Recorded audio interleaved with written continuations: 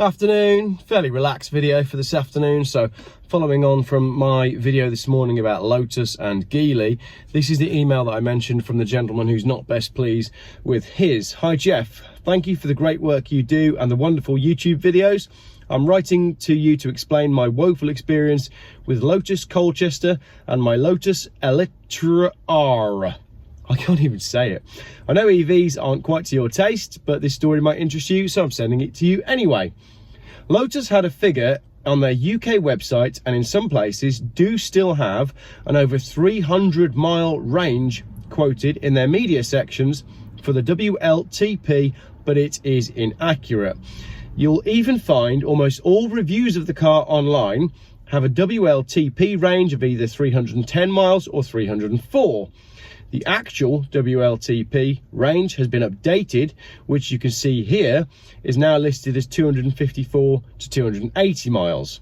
The European websites I've found had the correct information all the way back in April 2023 in kilometres. So the miles information, media press information and UK website was inaccurate and only more recently was corrected. Again, go back to the Harry Metcalf video and he says that the battery on the Lotus is way bigger than the Tesla's battery, but the range by comparison is woeful. Unfortunately, I only learnt that I'd been given inaccurate figures both by the dealer and Lotus 2 weeks after the purchase. I'd never have purchased the Eletre R over an S or another car had I known the real world range, which I feel is too low for my needs. It's not my first EV, and I'm fully aware you do not get the WLTP range, but outside of real world range tests, it's the only data I and others have to compare one model to another.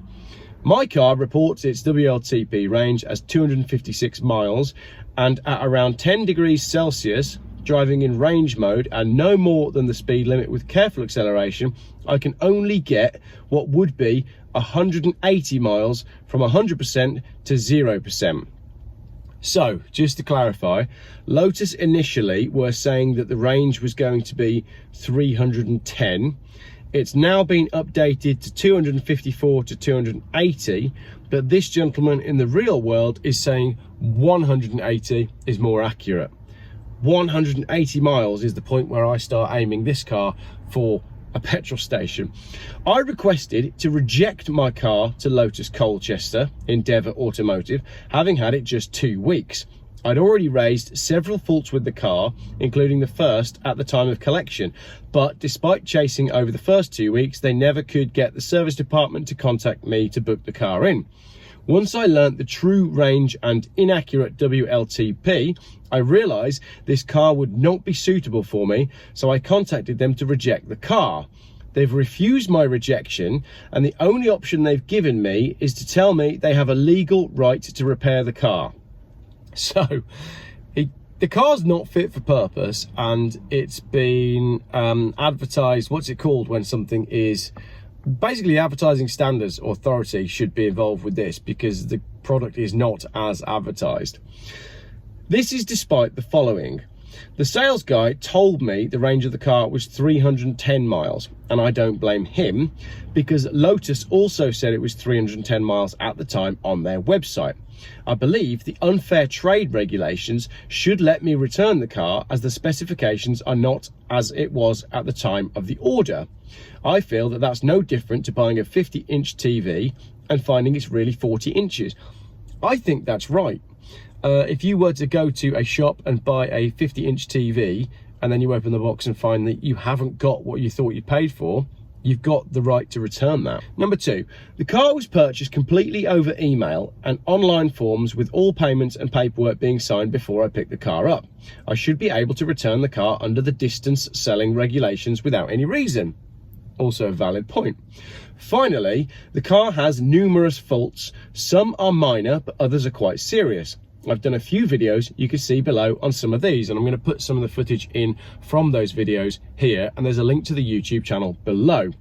Again, I believe in the first 30 days I can reject the car and not be forced into having a repair.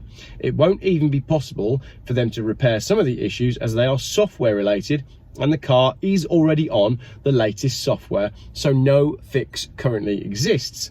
Despite any of these, I think being a fair and legal reason for them to accept the rejection of the car, they refuse on all grounds and will only accept a repair. They don't want to have the car back, they don't want to have to deal with it, they don't want to have to sell it again, and they don't want to give him his money back. They've even, in their last email, told me the car is second-hand, despite being told at the time of purchase it was new. That's also quite a big deal. I'm currently in discussions with the finance company around this, but feel I might have to take them to court before they'll obey UK laws and do the right thing.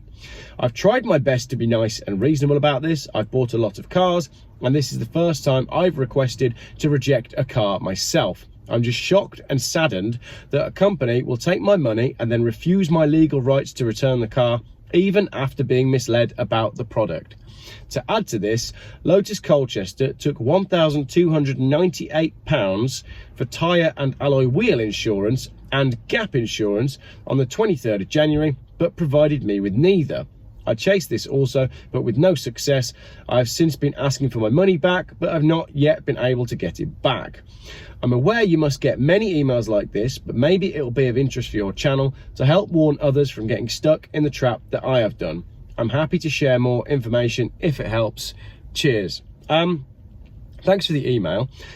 I think this problem with this Lotus electric SUV and the range claimed, I don't think this can be just passed off.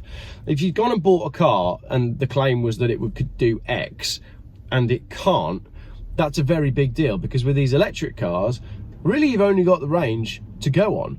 Because once you've discounted the 0 to 60, because the 0 to 60 is kind of irrelevant, the range is the only other thing that matters. And if a manufacturer is putting out the information and saying it's going to be able to do 310 miles, and then when it comes down to it, I mean, 310 to 180, it's not like, okay, right, my BMW X5, the claimed miles per gallon on this car, according to all the reviews that I was able to find, is this figure here. I don't know what that is because I haven't looked. On a run, I can get 39 miles to the gallon out of this car. I could probably get 40 if I drove really carefully. And around town, generally, my average at the minute is about 32, 33. Now, BMW claimed that the average driving for this car is that figure. Now, those two figures are not wildly different. They might even be that I'm getting better than what the manufacturer claims. I don't know yet until I sit down and edit this video. But to claim 310 and then actually get 180, it's half as much. Can you imagine buying a car that said it could do 45 miles to the gallon and then to find out you're only getting 27? You'd be absolutely gutted and you'd want to return the car. So the range on its own, I think he's got a shout for Lotus taking the car back and for mis-selling. And I do think with all the other problems that he's having as well and the software, I think Lotus, you need to have a chat with this gentleman, because he don't want the car. And if you're selling other cars to people on this same basis, then you're just gonna, James won't be the only person in this position. So if you've bought a Lotus, let me know in the comments how you're getting on with it. Come on, let's hear it. I want to hear people saying, I really like my car, it's been fantastic, the range is actually as it was claimed. What I don't want to see in the comments is anyone taking the mick out of James for buying the Lotus, please. So let's try and keep it nice. James is clearly a car guy, and perhaps there's an element of, you know, he wanted to support the brand. Maybe he was forced into the electric car by his company, because we know that business tax rates and all that sort of stuff, that's why people are buying these cars. And if you're in a position where you have to have an electric car, why not go and buy a Lotus? Why not support British industry? I know it doesn't count because they're Chinese owned, but do you see what I mean? I can see why someone would go and buy one, but none of this is fair. So let me know your thoughts in the comments. Thanks for watching this second little video.